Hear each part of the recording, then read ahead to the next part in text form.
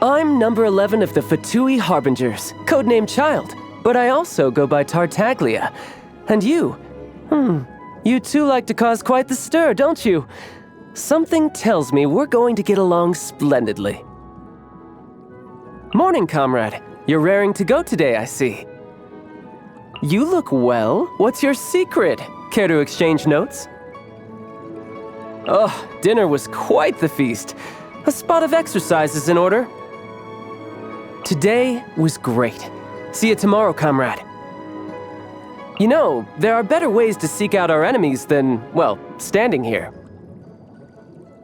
This place is pretty dead. By which I mean, there's nothing to kill. I wonder what the rest of the Harbingers are up to. Plotting and scheming on an ever grander scale, no doubt. Where I'm from, if we didn't keep moving, we'd freeze to death. Literally. Ah, perfect weather for fishing. The sound of the rain scares them away, but once it stops, they're yours for the taking. Could it be snowing in Snezhnaya too? The world looks glorious in the snow. Pure white, like the light of the moon. A perfect backdrop for bloodshed. The wind is picking up. There is conflict in the air. Just look at that wind blow. The wind permeates all, cleansing both mind and body. Excellent. A warrior must always be ready to face any challenge with his blade. The outcome of the battle is irrelevant. What matters is that you learn from the experience. I'm sure the Harbingers must know of my dealings with you by now. Oh, I'd love to see the look on their faces. I am the least adept with a bow, and that is precisely why I must master it.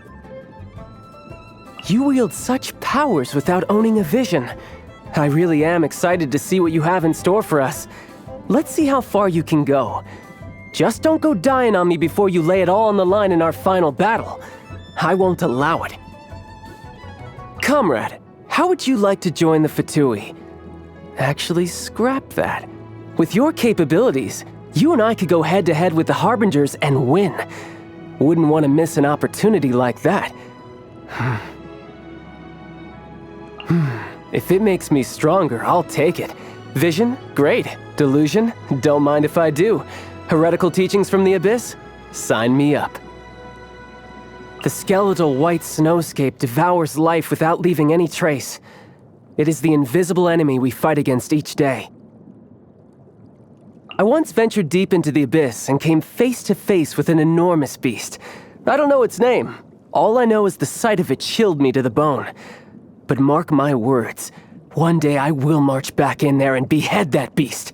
And you, comrade, will be my witness. It's been years since I last saw my master.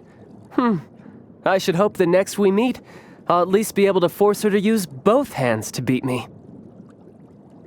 There's far more to that man than meets the eye. As for the extent of his power, lots to look forward to, I think. Tell me, how has Mr. Zhongli been lately?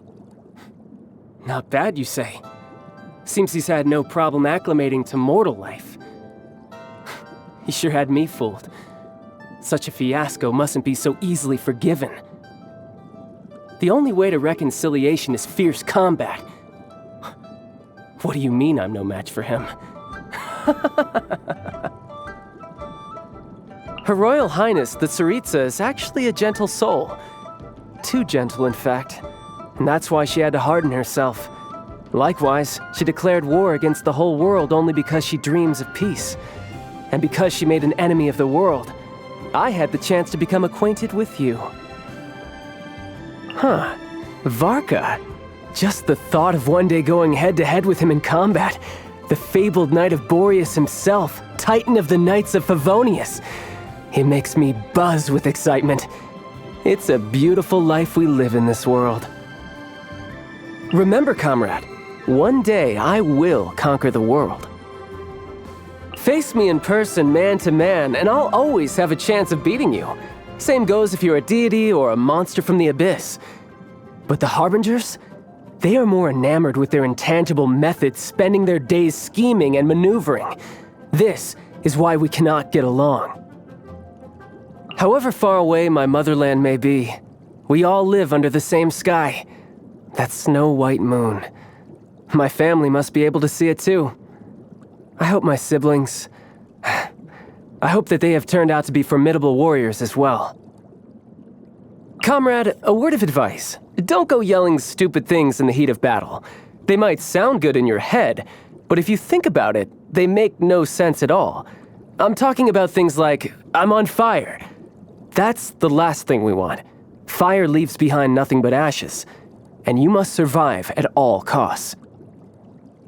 Ah, how time flies. One day you will see how I conquer the world and crush the thrones of gods beneath my heel. In the meantime, no dying, comrade. Keep yourself alive. Ice fishing and combat follow the same principle. Patience and decisiveness are key.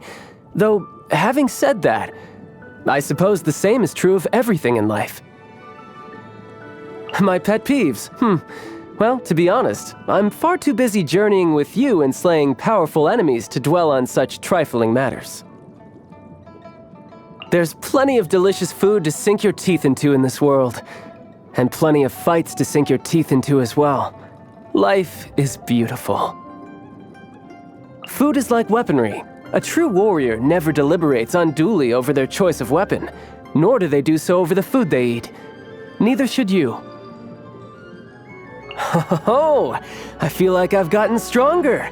Now who shall I use as my guinea pig? A warrior's strength is like a dome. The bigger the dome, the more opponents he can challenge inside it. Who was it that said this again? Bravo, comrade! Thanks to your help, I am one step closer to my goal of conquering the world.